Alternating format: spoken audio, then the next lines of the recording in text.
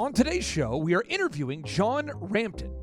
Who's John Rampton? Well, our guest, John Rampton, was recently named as number 2 on the top 50 online influencers in the world by Entrepreneur Magazine. Again, John Rampton was named as number 2 on the top 50 online influencers list by Entrepreneur Magazine. And on today's show, he encourages you to track and measure what you treasure. He encourages you to track both your profits and your revenue, as opposed to obsessing about how many likes and followers you're gaining on social media. On today's show, John Rampton also shares how he's made a fortune by buying and selling domains. He's been featured in TechCrunch, The Huffington Post, Forbes, and countless media outlets. And now, without any further ado, our interview with John Rampton, direct to you. Get ready to enter the Thrive Time Show. We started from the bottom, now we hit. We started from the bottom and we'll show you how to get here. Started from the bottom, now we hit. We started from the bottom, now we hit. We started from the bottom, now we're on the top. Teaching you the systems to get what we got. Colin Dixon's on the hooks, I break down the books. Z's bringing some wisdom and the good looks. As the father of 5, that's why I'm alive. So if you see my wife and kids, please tell them hi. It's the C&Z up on your radio.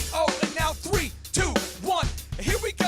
We started from the bottom, now we hit. We started from the bottom and we'll show you how to get. Yes, yes, yes, and yes. Thrive Nation, on today's show, we are interviewing a top online influencer and entrepreneur by the name of John Rampton. Today's guest, he was named as number 2 on the top 50 online influencers in the world, Z, by Entrepreneur Magazine. Wow. He's been as a guest expert on Forbes, as a guest blogger, and he currently invests and advises several companies in the Bay Area, all the way from San Francisco-ish. It is John Rampton. Welcome onto the Thrive Time Show. How are you, sir?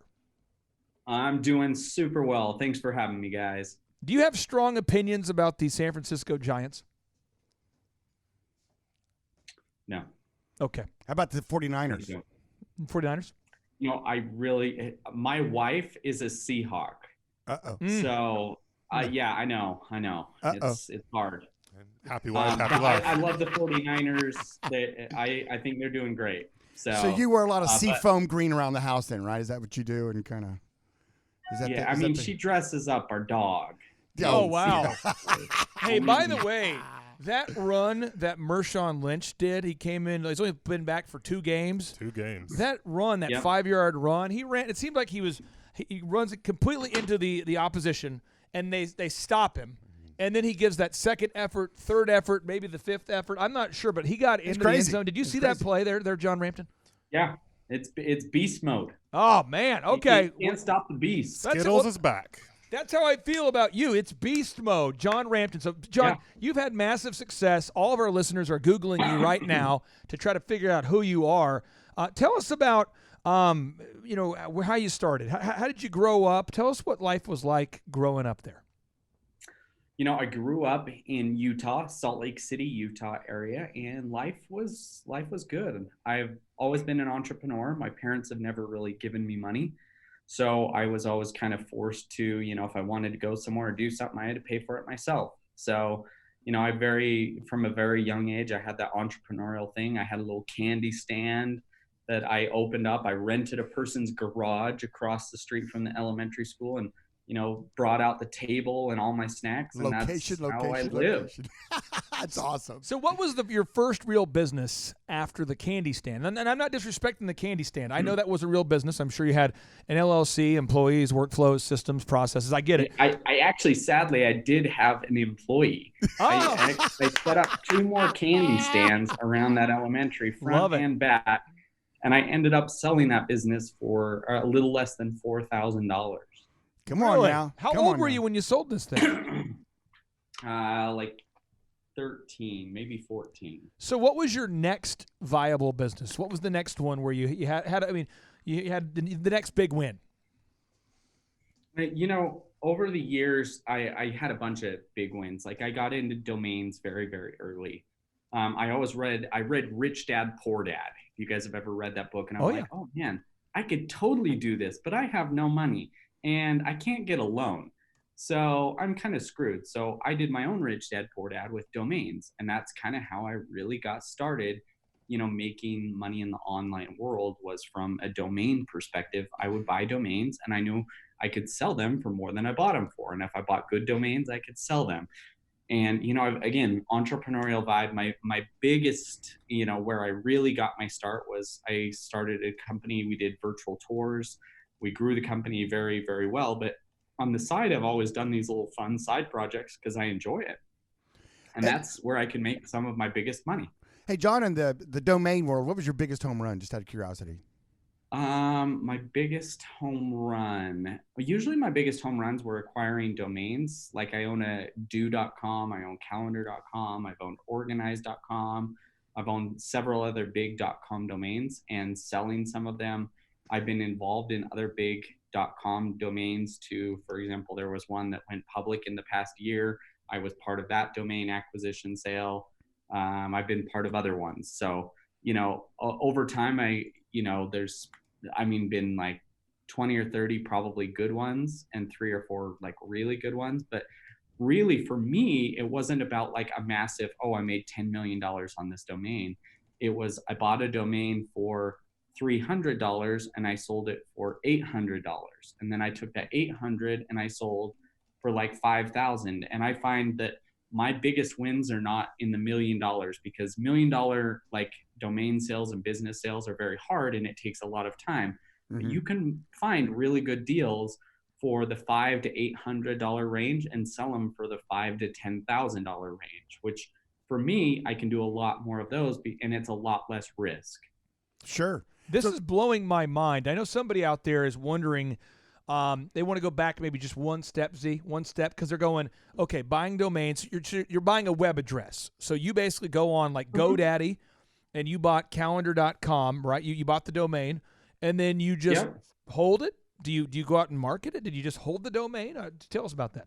Usually I hold them or I sell them. So, and I usually don't buy them on GoDaddy. I'll usually buy them on sites like Flippa or Cedo or other websites. Flippa, Flippa, is a website where you can buy and sell domains, websites, or online assets.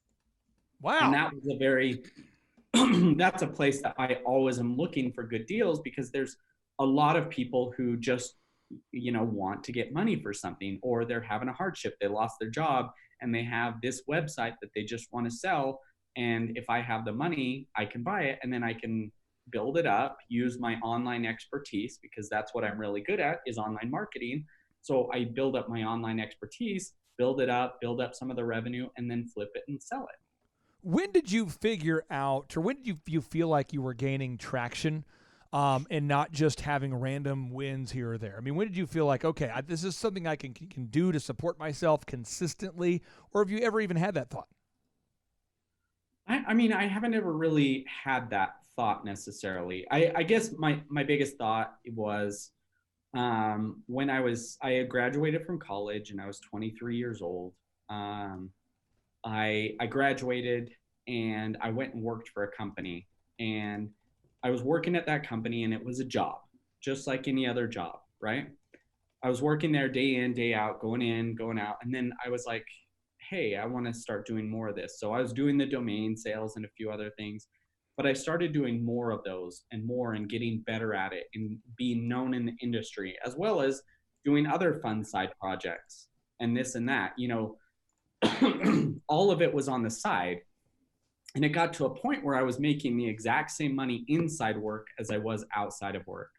That's when I went to my boss and I said, hey, I want to start coming into work earlier. I was working 9 to 5 and I said, hey, can I come in earlier? And he's like, oh, sure. What time? He was thinking probably like 8. I was like, no, I want to come in at 5 because I can get most of my work done and then work on fun things or build myself up online or do things that help the company, but really help myself.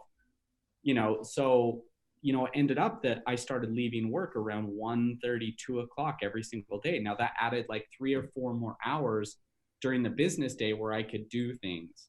I did that for a complete year to the point where I was making 3 times what I was at work outside of work. And Wow. that's when things really started taking off.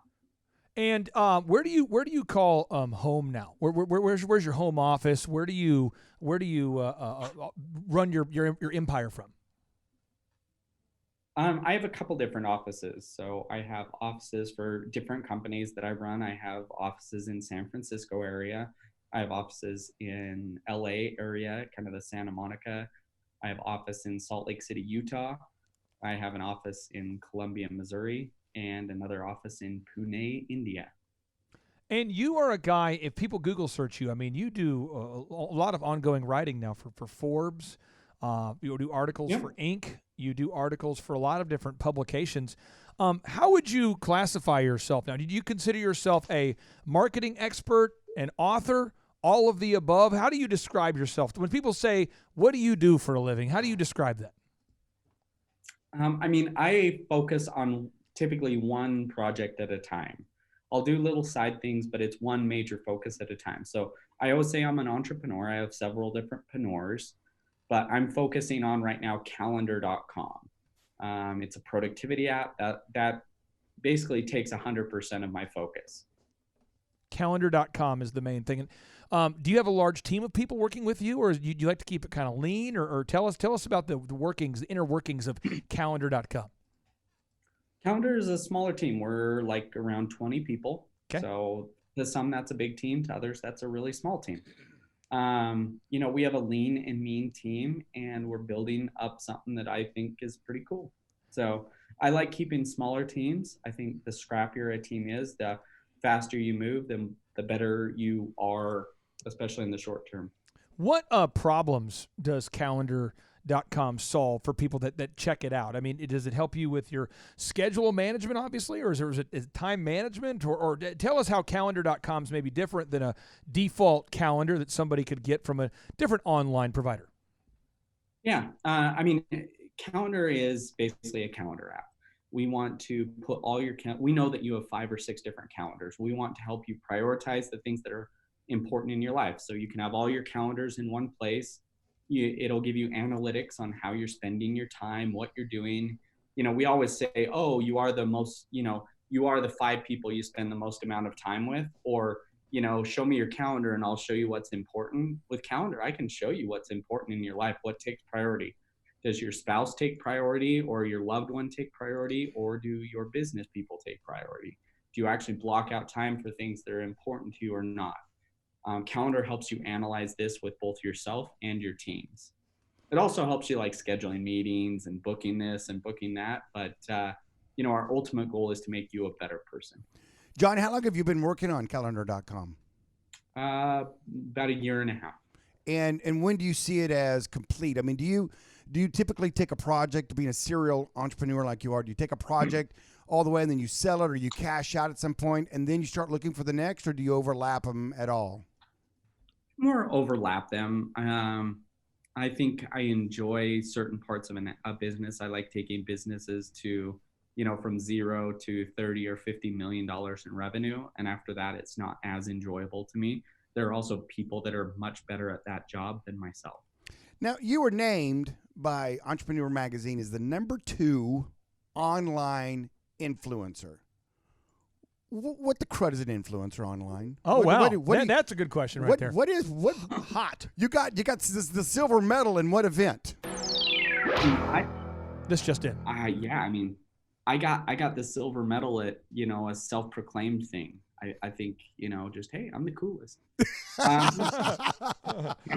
No, I think they just, they went by some metric like Twitter followers, influence, retweets, this, that. Like, I think influencer is, in almost every sense of the word, is garbage.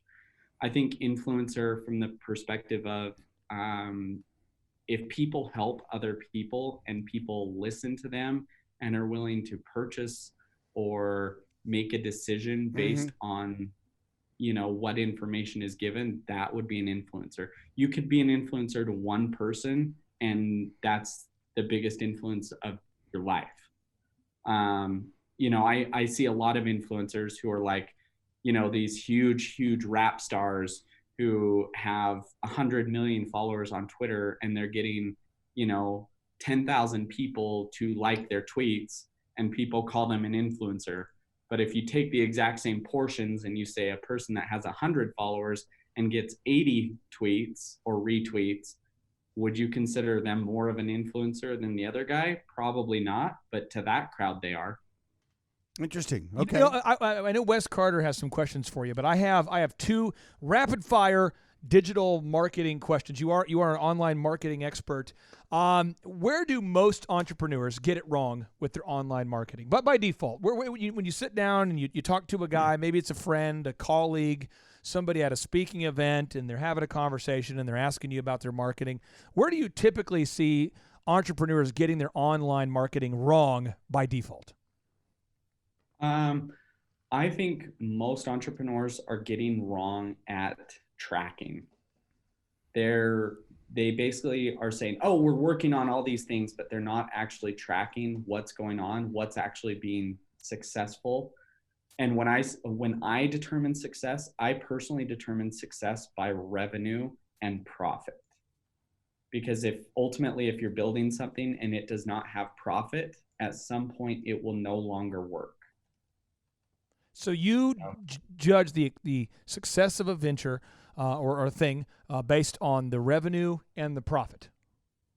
Correct. And you feel like that a lot of people by default are judging the success based on the followers, the likes, or what kind of wrong, incorrect metrics? Yeah, I mean, followers, likes, people to their website, time on site. Oh, we have 100 million people that are using our product, but the product loses $40 million a month. Yeah, that's no bueno. That is, at the same time, if it's helping other metrics, like you can't just judge, that book by its cover. I mean, think of like Venmo. Do you guys love Venmo? I do not like Venmo. Don't dislike Venmo. I'm neutral to Venmo. Okay, I love Venmo. It's great, but it's a free service. It has probably 100 million users, right? But it probably loses $4 to $10 million a month. What? Like it loses that much money. That's not good. Hey, John, go ahead. Yeah, no, I'm just saying but it helps PayPal's business grow in other aspects and Braintree. So it's not necessarily a failed venture and it's getting in with all the millennials. But at some point in every business, they have to analyze and say, is it making money or not? And if it's not, they will end up cutting it at some point. And that's $4 to $10 million of tax write-off. Yeah. Hey, and John, that's their investors all of a sudden are like, hey, that's $50 million. That's an extra $3,000 a month in my pocket every single month versus $3,000 out of my pocket. Yeah, you could almost make the claim, though, it's kind of a marketing budget because it helps build something that is very profitable. So I guess. Yes. That one I was saying, sure. It's not necessarily good or a bad. But so many Silicon Valley companies are raising $50 million, $100 million, and they're just blowing all this money, and they look at that as success. I don't look at that as success. John, do you know who Entrepreneur Magazine named the #1 online influencer? I don't know. Some jerk. I don't know. No, it was Neil Patel. Okay, so do you want us to, just between us, just don't tell anybody this. You want me to Tanya Harding him, get a baseball bat, take out his leg or something, or a hand, I guess, an online influencer. I cannot confirm nor deny. You're looking at the live video, right? I'm winking. I receive your wink, but I will not acknowledge it. Okay, there we go. All right. I really do. I want Westfield to ask you some questions here. I love this, though, because I can't tell you how many times I have met with, you see this a lot in the banking industry. You see this a lot in the insurance industry, where you'll see an insurance agent, or usually it's a district manager, someone who's the regional manager, and they are obsessed with getting Facebook likes, especially in insurance. And they go, Z, we've got 10,000 likes, and we need to get to 21,000 likes by the end of the quarter. And then I just, whenever I've been hired by insurance companies in the past to help them, I will ask the question, who goes on Facebook and reads the Facebook posts of an insurance company, Right. of a top 5 insurance company, who goes up there and reads the tips? And the tips, by the way, are fabulous. I personally dedicate 2 hours a day, 2 hours and 15 minutes to be precise a day to just insurance companies. And I see this, and it'll be like 5 tips for lowering your rates. And it's like, step 1, drive slower. Don't Step be an idiot. 2, don't. Yeah, and it's like, okay, great. That is great, but no one's reading it. There's no profits. I love the idea that, hey, you have thousands of followers and likes. Well, so what? The real question is, are you profitable? Are you profitable? I love that. That is powerful. Wes Carter, what questions do you have for the number 2, influencer in the world, a social influencer in the world, according to Entrepreneur Magazine, but a guy that we believe to be number 1? Well, I'm curious. You got into the domains early, and now you're developing an online platform with calendar.com. Have you got much into the app space? I'm hearing more people from business clients saying, I need my own app. And I'm just curious what your thoughts are versus online versus app, what that looks like as we go forward. I mean, it depends on your business. If you have a messaging app, nobody's messaging on desktop. Nobody's messaging on a native platform. They're messaging on apps. So I think apps are really good for certain businesses, and they're not useful at all for other businesses. Like an insurance company isn't putting out an app to get new customers. They're putting out an app to retain customers and make their customers happy and keep up with the Joneses. So it's a value-added kind of a service, not a marketing tool. Yeah, but then again, some people, it is a marketing tool. They're like, WhatsApp would not exist today, and I don't even think they have an online portal. They just have a mobile app portal. So, that's a tough question to answer based on, who you're talking to. I think apps are great. I think they do have limited functionality. I think also the world in a whole will be moving over a lot more to, this is just my prediction, over the next 20 years, people will start, like mobile usage on your phone right now, the average American spends 3 hours and 15 minutes on a phone a day. The average teenager spends 7 hours and 19 minutes on their phone a day. I think there's going to be regulation that comes in that limits the amount of time a person can spend on things. And there was even one Stanford professor that came out and said, basically your social status in the future will be how little time you spend on your phone, not how much. The pendulum swings both ways. It does. It does. Yeah, always does. So I and again, now that you have on your iPhone, it has screen time. Like every time you look at that, you're like, crap. I'm up 8% over last week. What am I doing wrong? And all of us have this goal of moving it down and down and down. So if you're investing tens of millions of dollars in apps, I'm not saying that's a bad idea. I'm not saying it's a good idea. I am saying I think the trend in the future will be to use less and less apps. That's why I think we all should go back to the flip phone. That razor, that real thin razor. Remember that was like, though, that was the cool. If you had a razor when it came out, you were like, you pulled out of your pocket, flipped that thing open. It was wow. Can I nerd out for a second? It's cool. Can I nerd out for a second? I have. I didn't know we were going to take this conversation in this direction, but I have been working on a book called Trade Ups that I have a lot of research here in front of me about what he just said. Lady Gaga, the pop singer, she said here, the quote is, "There's something in the way that we are now with our cell phones, and people are not looking at each other. And not being in the moment with each other, and that kids feel isolated." Ryan Tedder, the Grammy Award-winning songwriter, he says, we're in these places now where he wrote an entire song about, can I get a connection? He says, if there's so many people out here, why am I so lonely? Vera Wang says, I hate phones. All businesses are personal businesses, and I always try my best to get back to people. But sometimes the barrage of calls is so enormous that if I just answered calls all day, nothing else would get done. Sam Smith, this is the funniest story. Sam Smith, the music artist, was sitting on a subway with a guy who was blaring one of his songs super loud. So Sam tries to engage in a conversation with the guy like, hey, how's it going? Because Sam Smith is sitting next to a guy who's listening to Sam Smith so loud he can hear, Sam Smith can hear that Sam Smith is playing in this guy's ear. And the guy shrugs him off. And Sam's quote was, I was once sitting on a tube, that's British for subway, and someone was playing my song so loudly through their earphones next to me. I just stayed silent and chuckled to myself. Because he tried to get the guy's attention. Now, Justin Rosenstein, who invented the like button, he went on to say, this is what's crazy. This is from an article in The Guardian. He went out and purchased a new iPhone and instructed his assistant to set up a parental control to prevent him from downloading any apps. And he's concerned about the psychological effects on the phone because his research showed the average person taps their phone and looks at it 2,617 times a day. They glance at it to see if they're missing an update. And so you start to see enough people saying this, you start to see some patterns. And we just interviewed the head, the lady, the professor at Yale, who Laura Santos, who has the #1 class in the world right now. 50,000 people are in her class, or 50,000 people are on the online version of her class, with 500,000 people trying to get in on like a waiting list. And the #1 thing this class is about is how to deal with this digital dystopia.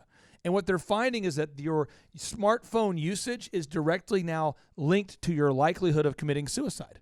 So people who are killing themselves, they're going back and looking at these high school kids' phones, and they're going, this kid was on the phone all the time being cyberbullied.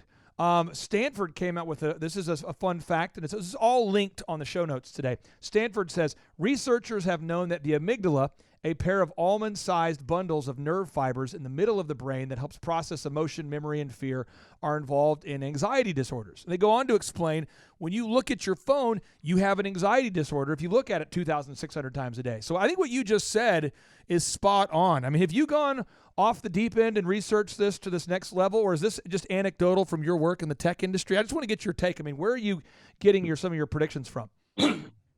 No, I mean, so I have a little bit more background on this. I invested in a company called Gab Wireless. Gab Wireless is a cell phone for kids. Basically, it's a smartphone with no smart functionality. It's a smartphone that just allows text messaging and calling and no picture messages. And you can add picture messages once a child turns a certain age or things like that. But they strip everything else. So I know a lot of this data. It's the data on the 3+ hours is by The Guardian, and those 7 hours and 20 minutes, I believe, 18 minutes is directly from Fox, who did a huge, big research. They researched 200,000 teenagers and found that was the average time on phone. Versus on Gab phone, the average kid spends around 14 minutes a day. Yeah, because you can only play Snake for so long. I mean, it's just, it's fun for the first time or two. They don't even have Snake on there. Right, that's what I was going to say. It does have the cell phone functionality the text message functionality, but it looks like a smartphone, so it takes away all that. A kid with a flip phone gets made fun of. And True. That's powerful. I want to interject something. It's funny, and I think it's a nice segue here. The University of Michigan School of Public Health. There's a woman who works up there. She's an assistant professor. Her name is Emily Martin. And Emily Martin thought, you know what? I'm going to do some research. And this article is this research you can find in Time magazine on time.com. Look for the phrase cell phone bacteria. This is what her research found. Your phone, now again, she researched many, many phones just at random. Your cell phone is 10 times dirtier than a toilet seat. She researched the average toilet seat and the average phone, and it's 10 times dirtier because of the crazy stuff that people do while on the phone. So that's maybe another reason. If you're not just grossed out by how distracted you are. I would hate to be the research test subject on that one. Carl, we got a problem with your phone here. I mean, that is so. Let's talk about this here. The listeners out there love to research ongoing projects of our guests. You're obviously working on calendar.com. Is there one action step that you would encourage all of our listeners to take today that might allow them to learn more about you and what you're up to? I mean, obviously you can go sign up for calendar.com. It's just how it sounds, calendar.com. But my biggest takeaway from this would be know how you're spending your time. Know if it's productive or not productive. Know who you're spending it with, what you're spending it on. Really start evaluating in 2020, 2021, 2022, the future coming years. Evaluate what's going on in your life, what's important, and really prioritize the things that are important. We say certain things are important, but then we don't do them. Start doing them this year. Wow. Good work. Okay, let's talk about this real quick. You're a proactive guy. How do you organize the first 4 hours of a typical day? Like, what are the first 4 hours of your days? What do they look like? So I wake up and I try and exercise, especially right now being, earlier in the year. We have these diet and fitness goals and, all these competitions that people sign up. So obviously the first, I would say it takes me, usually I get out of bed, I sit and read kind of news. It kind of wakes me up, energizes me. I then go work out for a little bit. I then go to the office, and usually the first 2 hours, I try and get to the office before anybody else. I like that because nobody else is there to bug you or talk with you or do anything. And I find in the first 2 hours of work, I can get almost my day's work done. That's powerful. So that's how I spend the first 4 hours of every single day. That's powerful. Is literally, I get the workout in, the gym in, and I get in all the work for the day. Because after, when people start coming in, meetings start happening, unproductive, it's not productive. It doesn't help you become a better person, or a better work, or better this or better that. It's mainly unproductive. It does need to happen. So not saying it's just unproductive, because it does need to happen. But as for actual productivity, most of it happens for me in the mornings. John, is there a book or a couple of books that you'd recommend for all the listeners? Well, our listeners love to devour books. Do you have a certain book that's made an impact on you, or a couple of them you'd recommend for our listeners? So Rich Dad, Poor Dad was a very good book for me. It basically taught me that I don't have to go buy a multi-million-dollar project or house to make money. You can apply it in many different verticals, and it will help you. Another book that I really liked is Never Split the Difference. It's by Chris Voss. It is all about negotiation and how you shouldn't split the difference on anything. If two people are splitting the difference, it means both people are not getting a good deal. We actually interviewed Chris Voss. So we had a Sharon Lecter, who co-wrote Rich Dad, Poor Dad. She did, I think, 6 shows with us. Oh, and nice. Chris Voss, I think, made the wiser choice and agreed just to do one. So we tricked them both into being on the show. Then thank you very much. Hey, man, I really appreciate it. Yeah. I was going to say one other book is Can't Hurt Me. That was another really good one. Who wrote Can't Hurt Me? That's David Goggins. And I think that he's one crazy SOB, and you should take it with a light heart. But the guy went from 290 pounds to 190 pounds in I think it was 30 days.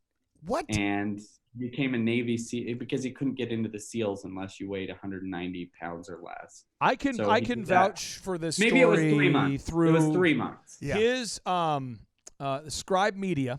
He elected to self-publish his book. David Goggins did, and it went on to become a New York Times bestseller. Thus, he made a lot of money.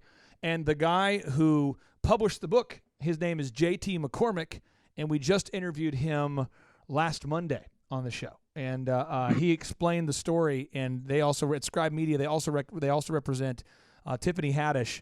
And Wes, your law firm represents people in ministry who are writing books and getting big book deals. Mm-hmm. Can you kind of explain just in general concepts so people get this? When somebody publishes a book and they self-publish it versus getting a traditional book deal, what are the major differences? Because David Goggins did decide to go ahead and self-publish that book. Well, the old school way is you would talk a publisher into picking up your book, and then they would usually give you an advance. How big of an advance would depend on obviously your popularity and how, what kind of demands you had. And then they would front the cost to publish, edit, print copies, market. and they would recoup their advance, and after they recoup their advance, pay you a royalty for every copy after Got that. it. Self-publishing is, straight self-publishing is where you are arranging for the cover art, the editing, you're printing copies of the book, and then every copy you sell above cost, you're keeping all of the margin. Now, there are hybrids out there a lot, but those are the two, extremes as far as self-publishing versus traditional publishers. And I'll add, at least in our experience, even huge, successful, established authors now are taking the self-publishing route and cutting the middleman out of it because there's so many tools available today to print on demand. You don't have to warehouse books like you used to get help with, cover art and all these other things that you need to put a book together. And you can keep a lot more per book too, right? I mean, when typically if you self-publish. Yeah, absolutely. I mean, A lot more. you can print books even in color now for, a few bucks. And if you're selling a book even for $15.99, I mean, that's a big margin, much better than a 10 or 15% royalty. David Goggins has sold over 900,000 copies of his book. Yeah, I mean, that's impressive. John, It is impressive. No, Scribe's great. It's a great Tucker's company. really great. Zach's really great. Good dudes. I appreciate you for taking the time out of your schedule, because I know you use the calendar.com program there, so you know where you're investing your time, and I know you're very thoughtful and intentional about spending that time. So again, thank you for doing that, my friend. And I know that the award doesn't mean a lot to you, or being named as the number 2 most influential online marketer guy, but may you finish first or 4th next year, whatever you prefer. 50th, it'd be fine. If I can help a couple people by coming on things like this, it doesn't matter to me. So, Awesome. Well, John, hope you have a go. great rest of your evening, my friend. you as well. Thanks, guys. Take You care. bet. Well done, John. And now, without any further ado, 3, 2, 1, boom!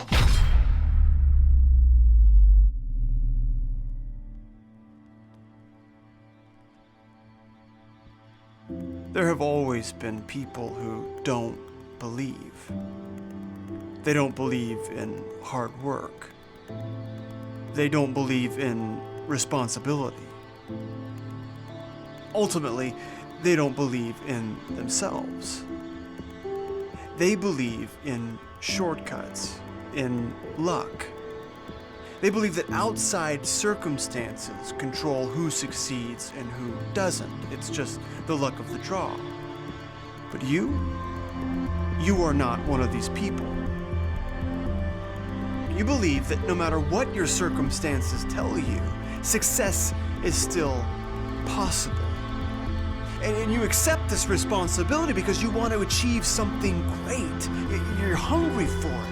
You chase it from the moment your eyes open in the early morning. You chase it into all hours of the night when others have given up, when others have said that it couldn't be done. You've kept pushing because you believe that success is not a game of chance. Success is a choice that you make every single day. That's what you believe. Discover the world's most affordable and effective business school today at thrivetimeshow.com.